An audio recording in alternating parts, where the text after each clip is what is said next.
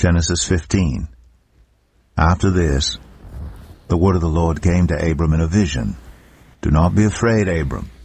I am your shield, your very great reward. But Abram said, Sovereign Lord, what can you give me since I remain childless?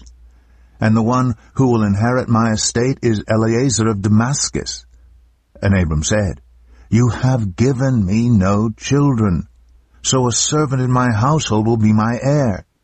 Then the word of the Lord came to him, This man will not be your heir, but a son, who is your own flesh and blood, will be your heir.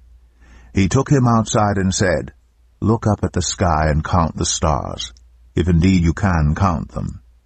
Then he said to him, So shall your offspring be. Abram believed the Lord, and he credited it to him as righteousness. He also said to him, I am the Lord, who brought you out of Ur of the Chaldeans to give you this land to take possession of it. But Abram said, Sovereign Lord, how can I know that I will gain possession of it? So the Lord said to him, Bring me a heifer, a goat, and a ram, each 3 years old, along with a dove and a young pigeon. Abram brought all these to him, cut them in two, and arranged the halves opposite each other. The birds, however, he did not cut in half. Then birds of prey came down on the carcasses, but Abram drove them away.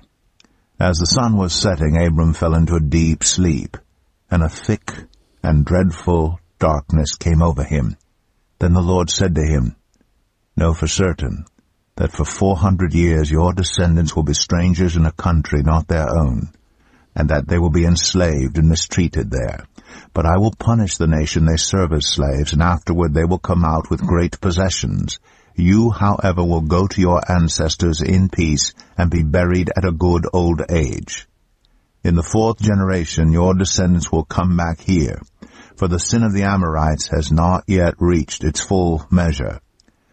When the sun had set and darkness had fallen, a smoking fire pot with a blazing torch appeared and passed between the pieces. On that day the Lord made a covenant with Abram and said, To your descendants I give this land, from the Wadi of Egypt to the great river the Euphrates, the land of the Kenites, Kenizzites, Cadmonites, Hittites, Perizzites, Rephaites, Amorites, Canaanites, Girgashites, and Jebusites.